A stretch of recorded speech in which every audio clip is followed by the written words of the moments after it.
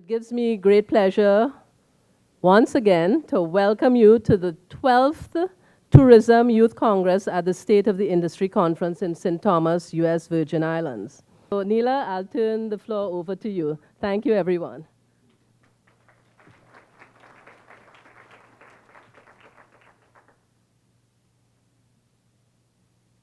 As Junior Minister or Commissioner of Tourism of your country, share two major recommendations that you are making to your government to better cater this market, and state clearly the benefits that you believe can derive from targeting this market. The first junior minister to speak on this topic is the junior minister from the U.S. Virgin Islands. My fellow commissioners and ministers, I believe that in order to adapt to a more accessible environment in the U.S. Virgin Islands, we need major improvements in many aspects of our tourism product, especially in the areas of accessibility in our transportation system and our island's infrastructure. Landing on some Caribbean and many international airports, you are greeted with jetways that makes it easy for everyone to disembark and access the terminal. These jetways are extremely helpful for the disabled as they can roll their wheelchairs or safely use their crutches upon stable and flat surfaces. Alas, that is not so in the Virgin Islands, which has a flight of steps that cascade steeply onto the ground. What exists here is a lift that is rented, not even owned by the Port Authority, or better yet, the Department of Tourism.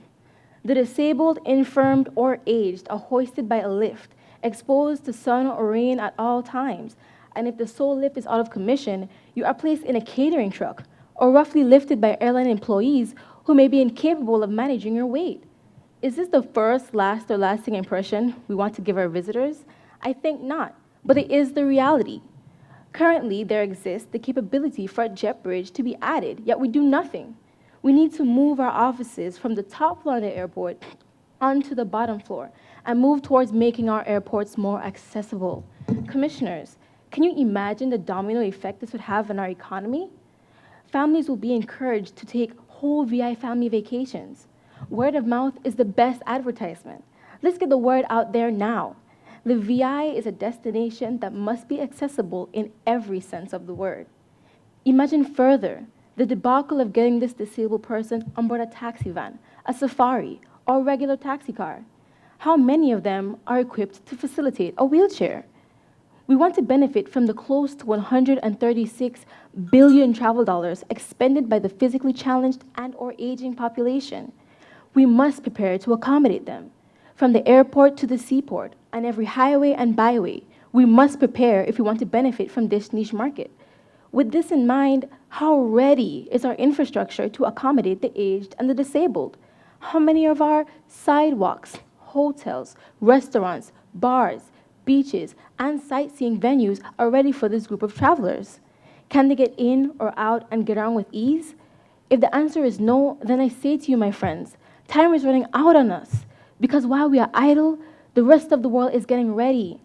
They are ready at the Skydeck in Chicago and at the National Sports Center for the Disabled in Colorado and Utah. The time has come for the Virgin Islands to be a world-renowned destination to all with disabilities. When we capture this market, not only will we receive more tourists, but we will create more jobs as the physically challenged come streaming in by the boatloads and plane loads. You never get a second chance to make a first impression, so our first encounter with the disabled better be good. Following the USVI, we have the island of Bahamas. Thank you, Madam Chairman. A very popular Bahamian song says, "They comin' by boat, they comin' by plane, they comin' in wheelchair, and even walking with cane." Indeed, they are coming to my beautiful archipelagic nation, the Bahamas. According to the United Nations, an estimated 650 million people in the world live with disabilities, which when combined with their families, equates to approximately 2 billion people directly affected. We want these people to be able to get a taste of we Bahamian thing. Colleagues, my first recommendation to make travel more accessible for people with disabilities is to implement governmental incentives within our transportation industry. These incentives will strategically encourage entrepreneurs to upgrade their fleet, better serving this potentially lucrative market. Additionally, my government is reviewing the existing air sector policies to create a safer and more efficient air transport system. We are a nation of 700 islands and keys. Our beauty is best seen by visiting the islands, as they each have unique characteristics. In order to ensure full accessibility, it is important for my government to allow the duty-free import of special vehicles, which will ensure that the physically challenged are able to tour historical sites, participate in unique activities, and truly enjoy the beauty of my country at their own leisure. Who wants to go on vacation and watch everyone else have fun? Would you? Imagine the vision impaired experiencing bone fishing in the Bahamas, or the physically challenged going scuba diving and experiencing our underwater paradise. Just imagine. The second initiative that I propose today is the amendment of the Hotel Encouragement Act, reducing the import duty on materials. These incentives will allow investors to build hotels and resorts with proper designs catering to this market. These designs will definitely have features which include ramps, elevators, and wider entrances. We must remember that persons with disabilities are adventurous and are looking for new opportunities to travel and experience new cultures. Think about it. When improving facilities to make the visitor experience more enjoyable, we will create a positive return for both the government and citizens who face similar difficulties. Please allow me to remind you that when we talk about disability, it also takes into consideration the fact that we are covering people of all ages and needs. As the Junior Minister of Tourism of Martinique, here are my two top priorities to better address this niche market. First of all, create an organization called Accessible Martinique that will offer concierge services for all disabled persons, such as special transportation, medical care, disability accommodation, a variety of food services, and many more assistance specially geared to their needs. This will allow us to boost our economy and generate thousands of well-needed employments in hospitality, medical field, and tourism in general. This will permit us to create and to develop an assistance of quality which will make our economy grow for the years to come. My second recommendation will to create an application available on smartphone or tablets to easily identify places which are already ready for a disabled person. Where to go to eat, where to go to the beach, and a list of all activities and how to get there. This app will allow them to be more independent. It will generate more revenue for our local economy and increase more traffic on Google search. Martinique must become the pioneer to accessible tourism. I believe the Caribbean should welcome everybody, regardless of their physical limitation. I believe Caribbeans means love all. I believe in accessible tourism, absolutely. I say yes. But accessible Caribbean also. One sea, one voice, one heart, one Caribbean. Thank you for your attention. Well done, Martinique. And I say let's give her another round of applause because she was a little nervous.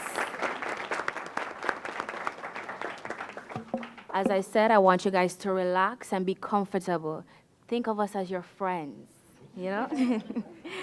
All right, next up, we have the Junior Minister from the island of Jamaica. Close your eyes and see Michael as he wheels alongside his parents to the hotel's front desk. There's a pulse throbbing as he tries to exercise patience. Patience towards the people that are misunderstanding him. Patience towards the people that don't even seem to care.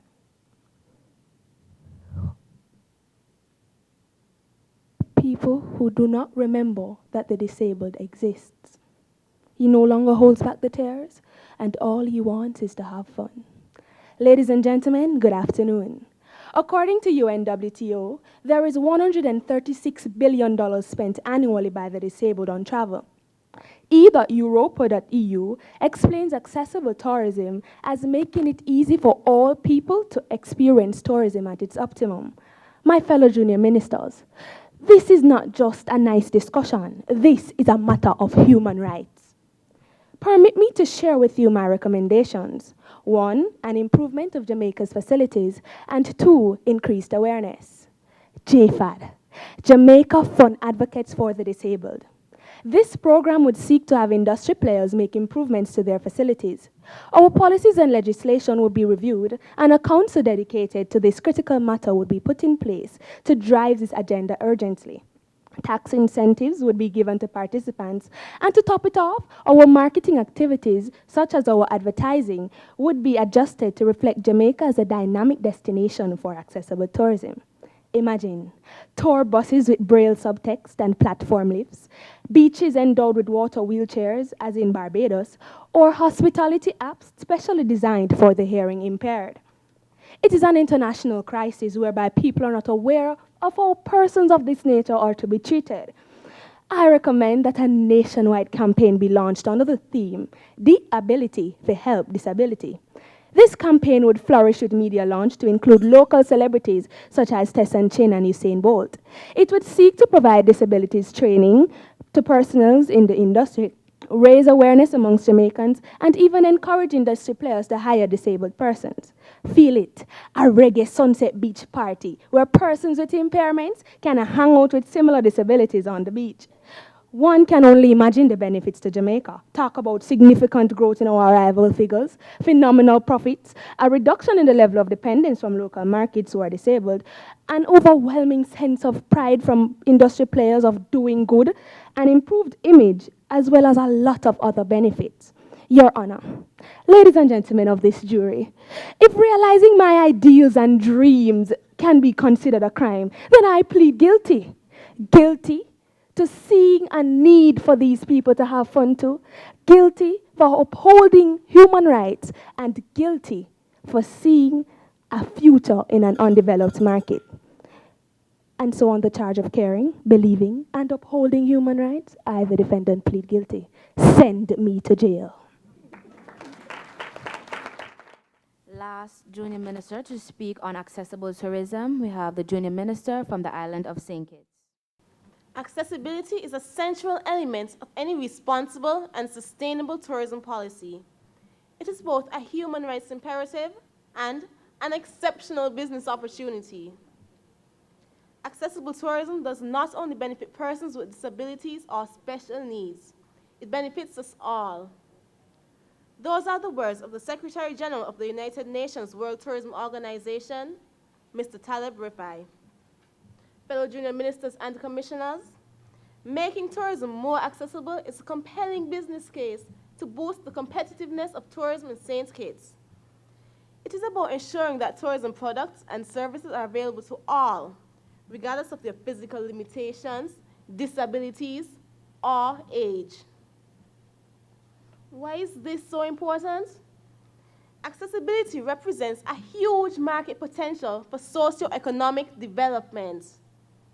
According to the United Nations, some 650 million people have disabilities, and this figure is expected to rise through the aging of the population. Remember, too, that seniors in most countries have more disposable income. Therefore, attention must be paid to this lucrative market segment. My government will ensure that all promotional material clearly points out the accessible services and facilities available in my country. Additionally, tourist accommodation, restaurants, and attractions should make available a list of all support services for tourists with disabilities. These services should include veterinary clinics for guide dogs and suppliers and distributors of specialized medical care. Colleagues, we already distribute maps to visitors, and every effort would be made to improve this service by printing maps in Braille for the visually impaired and by playing audio messages for passengers who have difficulty reading. Fellow junior ministers, my recommendation is that significant investments should be made in the built environment to be more visitor-friendly. We have placed ramps at ports and tourist attractions to make them accessible to all. Elevators and platform lifts would also be available. Colleagues, I would recommend extensive staff training in disability awareness, sign language, and quality customer care to minimize the barriers encountered by persons with disabilities. This would ensure that our visitors' rights are not being infringed upon. My government looks after the interests of all. We therefore will leave no stone unturned in ensuring that accessible tourism underpins our tourism development strategy. Colleagues, I end with these words: tourism for all. We are moving right along with topic number 2, experiential tourism. Travel is not just about where you've been anymore. It's about what you did while you were there and how it made you feel, the people you met while you were there, and the memories you took home. A product is what you buy, an experience is what you remember. Through crafted experiential tourism opportunities, experiences provide our visitors unique, entertaining, and/or educational activities that make it possible for them to have a personal connection to our destination and its people. It is about visitors becoming an active participant where they can try a new skill, learn about who we are or how we live, or challenge themselves. It is about meeting the locals, the fishermen, the farmers, the chefs, the artisans, guides, musicians, storytellers, and all of those people in our communities that have a special skill to share or an interesting story to tell, and which makes our destination a great place to live and visit. Government of Nova Scotia, Canada. As Junior Minister or Commissioner of Tourism in your country, convince your fellow junior ministers and commissioners of tourism about the importance of developing experiential tourism products and share 2 great experiential tourism products currently being offered in your country and describe the factors that have made them successful. The first presenter on experiential tourism will be the Junior Minister or Commissioner of the island of Anguilla. Junior Ministers and Commissioners, good afternoon. Former CEO of the Canadian Tourism Commission, Nancy Arsenault, defines experiential tourism as travel which engages visitors in inherently personal, memorable travel activities that make connections on an emotional, physical, social, or intellectual level. These words demonstrate an important concept, namely that our tourists matter to us, and the experiences they enjoy on our shores matter to them. Undoubtedly, experiential tourism has great potential, unlike any tourism niche marketed before. Sun, sand, and sea will not always entice tourists to visit our islands, as these exist in many places. It is the total experience that will create those memories of which Nancy Arsenault spoke. For example, the hair braiding lesson they took with the local expert is an experience that will matter when they return home. In Anguilla, we have developed 2 extraordinary tourism products which provide authentic Anguillian experiences. Firstly, the Mayumba Folklore Group presents an explosion of Anguilla's heritage and culture through song, dance, and cuisine. This historic journey reveals our humble beginnings and then highlights a nation that rose from a revolution and now flourishes because of tourism. At this performance, guests sample a plethora of succulent local dishes. These elements are the epitome of this product's success. In fact, the cultural performance is so memorable that it is now a well-known must-see. Secondly, Festival Del Mar, as the name implies, is the Festival of the Sea. It is a 2-day community event held during the Easter weekend in the island's primary fishing village. This festival pays homage to our seafaring traditions and affords the most discerning traveler an opportunity to create stories of their own. One may enjoy the island's iconic foods.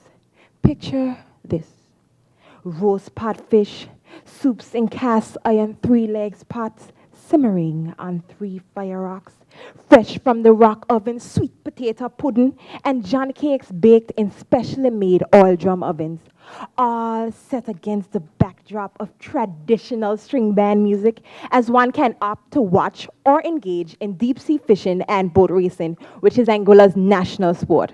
This festival's success lies in the fact that spectators are able to capture the true flavor and simplistic pleasures of authentic Angolan life. Travelers have a variety of choices, but truly authentic experiences provide unforgettable memories. Experiential tourism is vital to the expansion and diversification of our major economic driver. It is the way to a successful future. I thank you.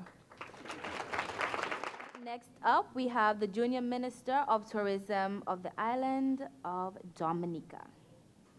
Experiential tourism, including cultural, educational, heritage, and nature tourism categories, allows visitors to appreciate a destination because of their personal experiences.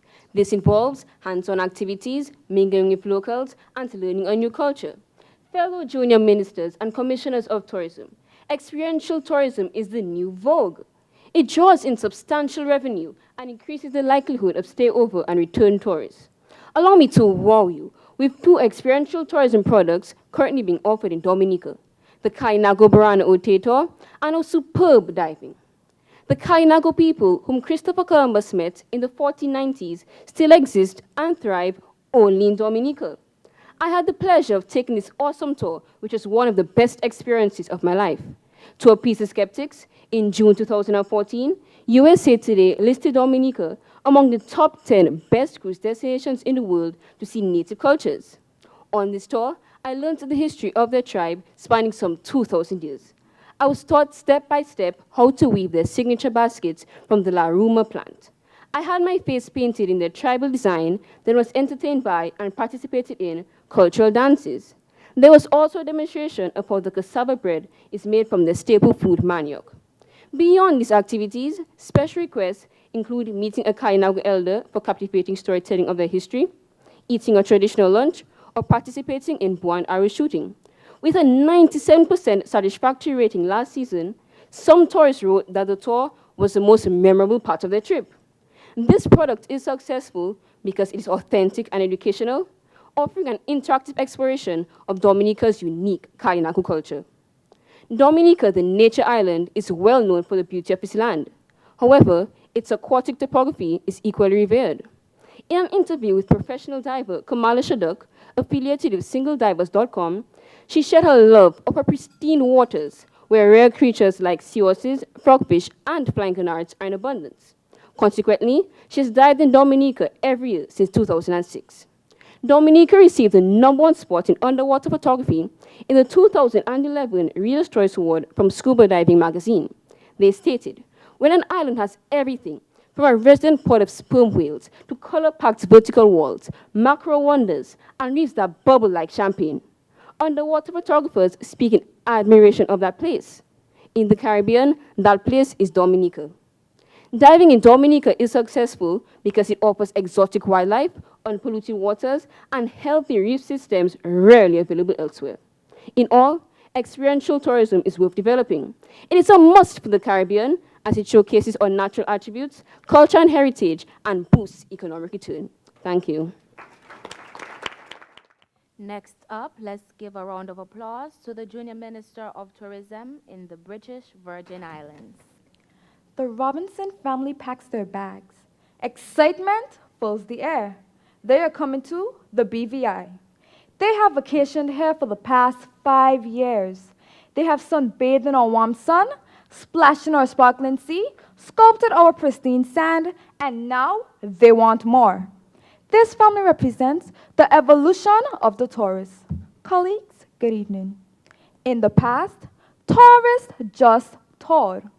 A tour is a short trip to or through a place in order to view or inspect. Colleagues, the new tourists won't settle for just viewing. They have evolved, no longer observing our culture from afar, and thus the advent of experiential tourism, which is an outgrowth of a global movement toward experiential learning. People create meaning through direct experience. In the past, tourists would lounge on the beach, view our sights from the deck of a cruise ship. Now, our enlightened visitors yearn to experience our vibrant culture through interactive tourism products.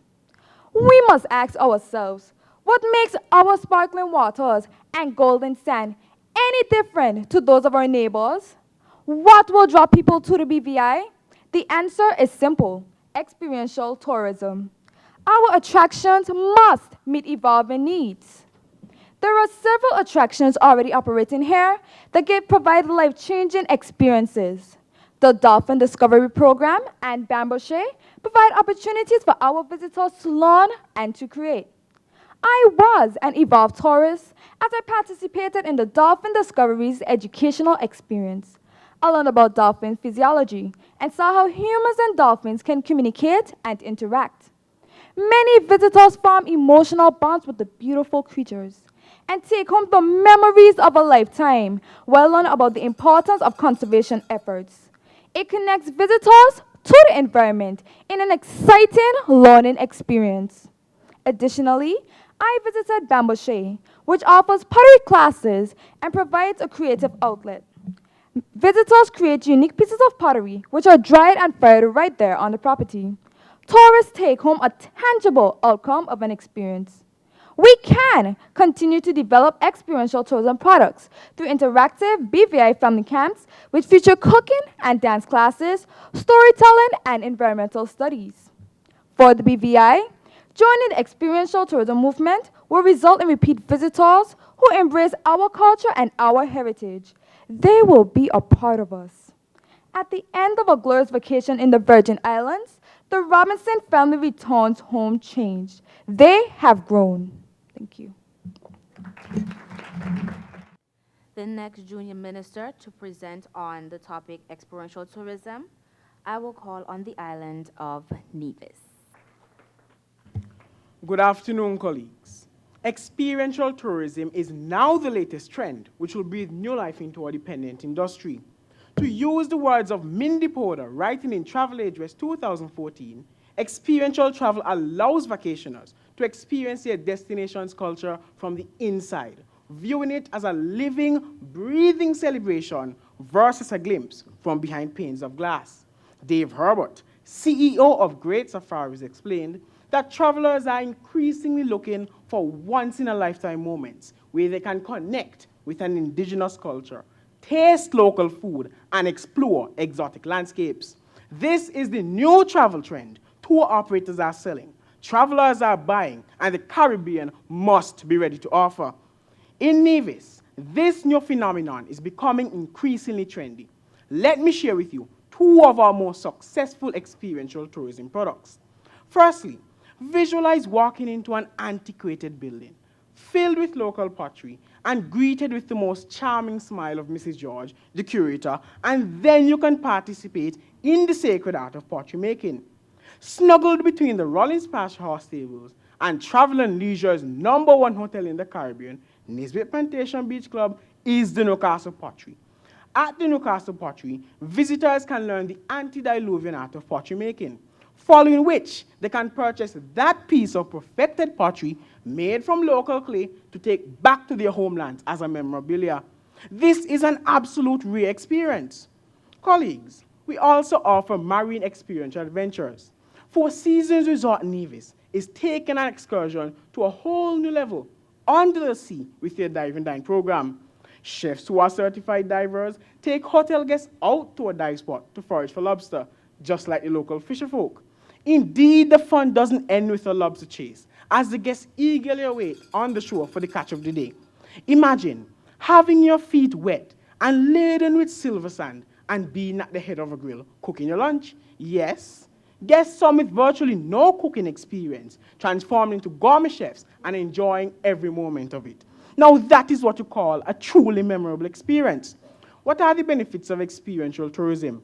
The overall development of experiential tourism can lead to the diversification of tourism beyond the traditional sun-sea sand product.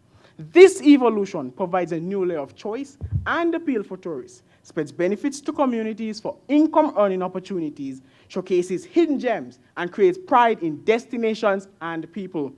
The possibility of local communities and entrepreneurs partnering with the public sector to develop and package a whole new suite of export-ready tourism experiences is limitless. Colleagues, experiential tourism can explosively revitalize Caribbean tourism. Thank you. Next up, I will have the Junior Minister of Tourism from the island of Turks and Caicos.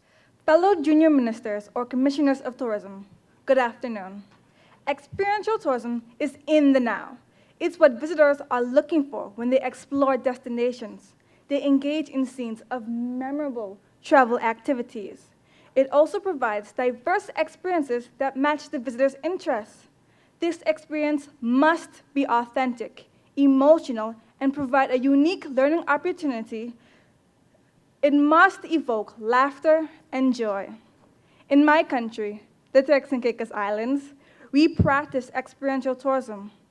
One of our new initiatives is our weekly island fish fry in Providencia Islands. What made this event successful? Visitors had the opportunity to interact with the islanders. They were not spectators. They got involved by learning the island local dance, the music called ripsaw, and had storytelling by our director of culture. They also indulged in the scrumptious island cuisine prepared by our local vendors. Kung salad, kung fritters, and fried fish. Delicious. The location, the world's best beach, Grace Bay Beach, voted #1 in the world 3 consecutive times by TripAdvisor.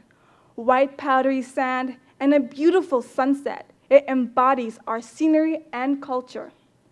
Visitors get the opportunity to meet people like me and interact with us and learn more about my country. This type of tourism includes the story of the rich heritage. Yes, experiential tourism is the way to go. Our second initiative is called the Eco Seaswim, Race for the Conch. It has been measured by a record number of 120 participants this year, most of whom were return visitors from the US and Canada who planned their vacation around this open water racing in our clear turquoise waters. It is evident that this event leaves visitors emotionally charged and they keep coming back for more. Our visitors want to immerse themselves in the places they visit, to feel something from this event. They want to be touched by our stories. Experiential tourism allows our visitors and locals to experience that wow factor. Both events have been successful as they have received international acclaim by news coverages and media houses such as Reuters and CNN. This is our success story on experiential tourism in my beautiful by nature Turks and Caicos Islands. This is the now, the way to go. Thank you. Last but not least, we'll have the Junior Minister from the island of St. Lucia. Thank you, Madam Chair. Good afternoon, everyone, and to Martinique, bon après-midi. Experiential tourism is defined as the experiences that connect the visitor with the essence of a place and its people. Travelers desire to venture beyond the beaten tourist paths and delve deeper into authentic local culture, connecting with people in ways that enrich their lives and create lasting memories. Homestay, farm-based, and community-based is all encompassed under the broad heading of experiential tourism. Seated in your comfortable chairs and restrictive suit and tie, you may be asking yourselves, why should developmental priority be shifted away from sun, sea, and sand, a mantra which has sold our destinations for decades? It is because it has sold every Caribbean destination, because a diversified tourism product is needed to cater to an equally diverse tourist market. Imagine for a moment a farm-based tour where luscious cocoa pods are harvested to produce delicious, mouth-watering, decadent, sensual chocolate. A complete tree-to-bar experience. The experience continues when honeymooners immerse themselves in a sea of chocolate at the luxurious Coco Juvenate Spa. Such is the experience which awaits visitors at Hotel Chocolat, in the bosom of our World Heritage Site, the majestic Pitors. Is it any wonder then that St. Lucia holds the title of leading honeymoon destination? Another classic example of experiential tourism is the rising popularity of community-based tourism, captioned in the global theme for World Tourism Day. Daniel Levine in the 2013 State of the Industry Conference stated, and I quote, "Authenticity is transparent, and it is off this premise that St. Lucia is well placed to offer a uniquely rich cultural experience." St. Lucia is exploring a cultural mapping initiative which enables communities to take ownership of their own tourism product. Ancillary Fish Fry is a community-based tourism product which exposes visitors to experiences steeped in rich cultural significance by displaying my island's unique culinary and musical offerings. Madam Chair, fellow junior commissioners and ministers of tourism, it was John Keats who so aptly said, "Nothing ever becomes real till it is experienced." As a tourism-dependent region, we must then ensure that we deviate from the traditional modes of enticing the visitor and grasp their individual nuances so completely that the next thought is, what next? That was the end of round 1 of the competition. Now it's time to put our junior ministers and commissioners on the spot.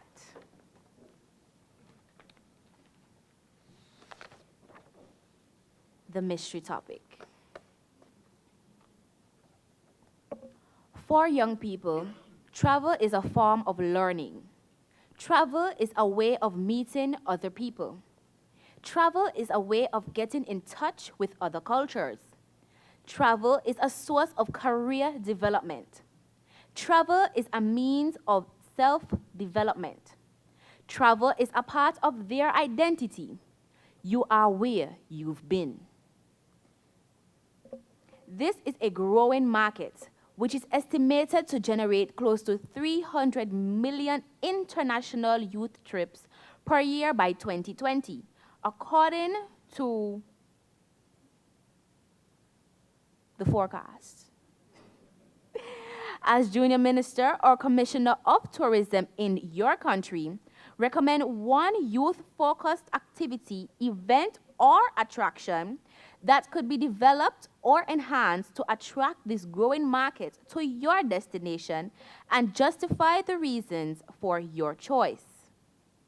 I will repeat. For young people, travel is a form of learning. Travel is a way of meeting other people. Travel is a way of getting in touch with other cultures.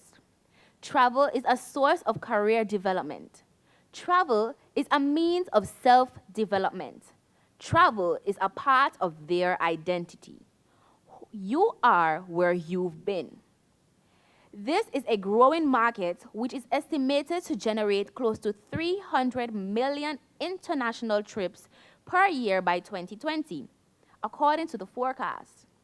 As Junior Minister or Commissioner of Tourism in your country, recommend one youth-focused activity, event, or attraction that could be developed or enhanced to attract this growing market to your destination and justify the reasons for your choice. You have 1 minute. The Junior Minister of St. Kitts.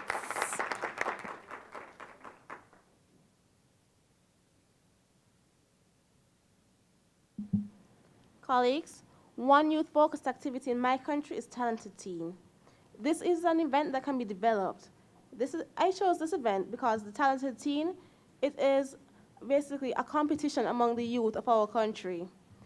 This brings out their abilities, whether it be in dance, drama, or song.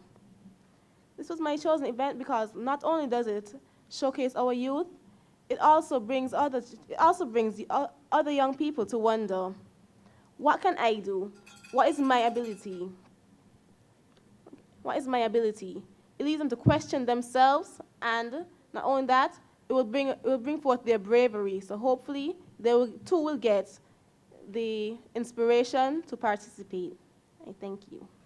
Well, this year in Martinique, we've got an event named Carifta Games. In these events, young people have to do some many sports, athletic sports especially.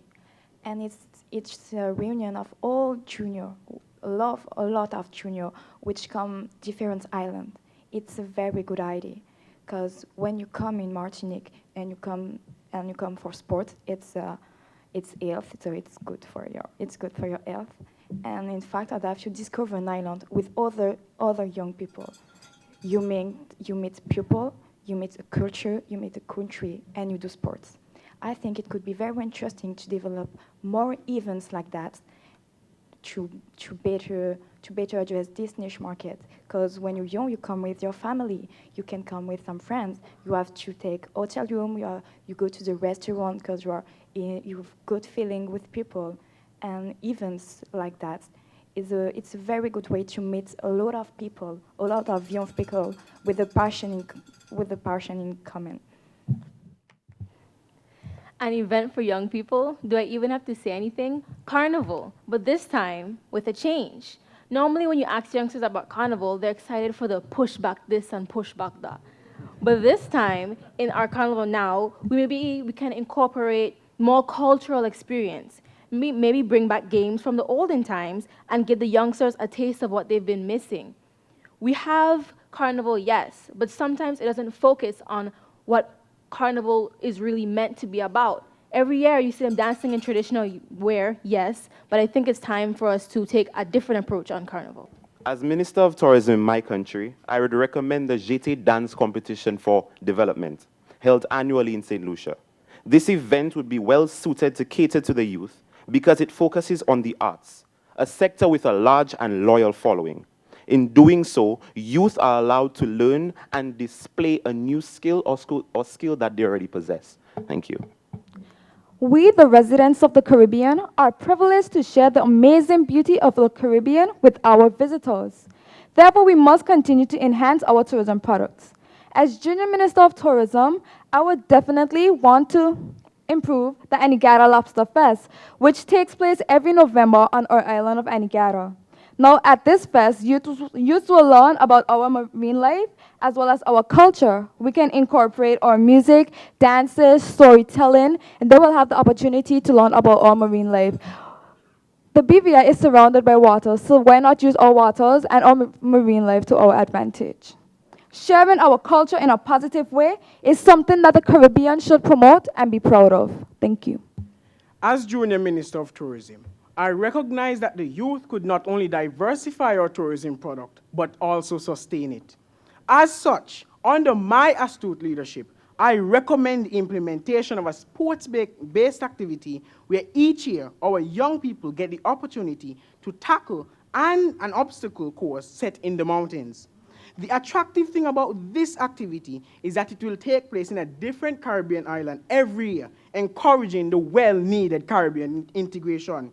My initiative, I believe, will help us realize the vision and position Caribbean tourism for major change. Thank you. What's a future without a past? In the Bahamas, as summer comes around, the youth are given the opportunity to work in various places. The program I speak about today is the Ministry of Tourism's Summer Employment Program. The youth are given the opportunity to experience all aspects of tourism. After all, tourism is everybody's business. The youth are given the opportunity to experience different cultures without even traveling. They get to work at the airport where they see just how the flights come in. They get to work in major hotels where they see how you are supposed to act and how you are supposed to engage tourists.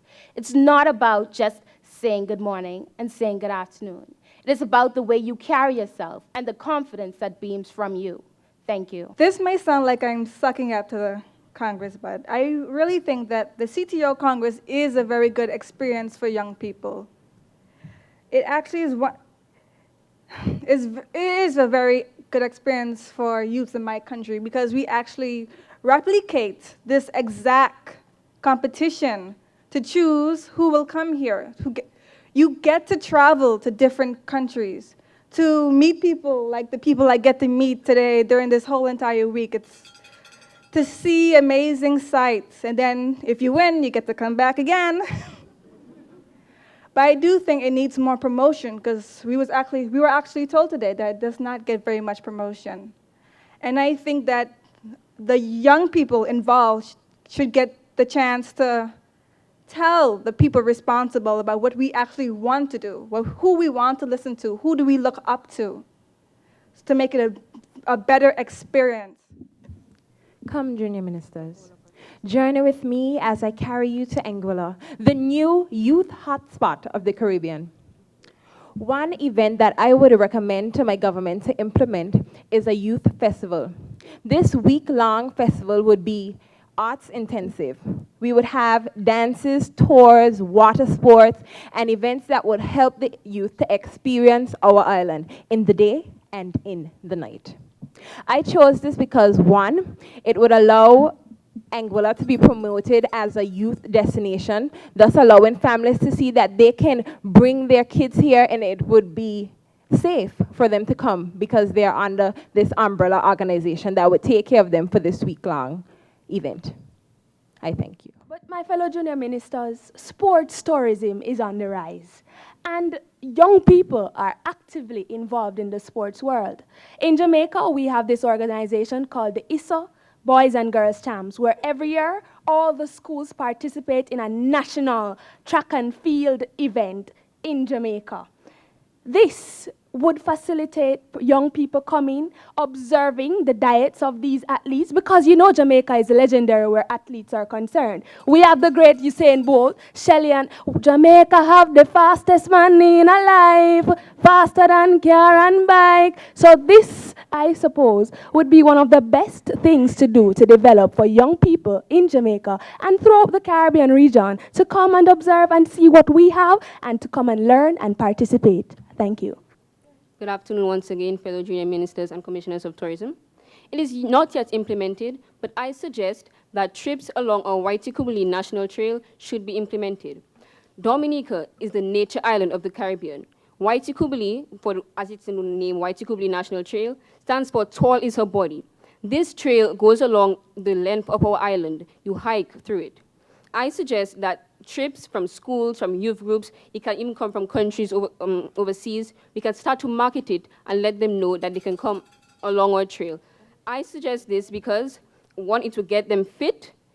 People in Dominica will also learn about the topography, the geography of a beautiful island. Along the trail, they get to see farmlands, go through communities, see mountains, valleys, and that's a very good thing for youth to see at an early age, especially Dominicans. It gives them a certain pride.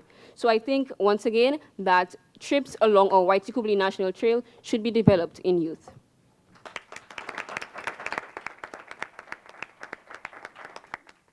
We have come to the end of round 2 and the end of the presentations of the junior ministers of tourism. We will now give the judges the opportunity to go back and deliberate, and we will wait patiently. It is my distinct pleasure to announce the winners of today's Youth Congress. In third place, Anguilla.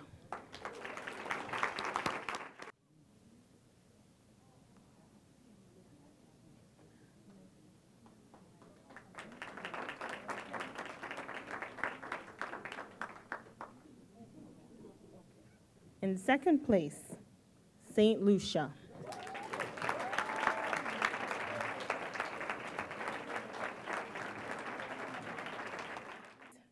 First place winner is Nevis.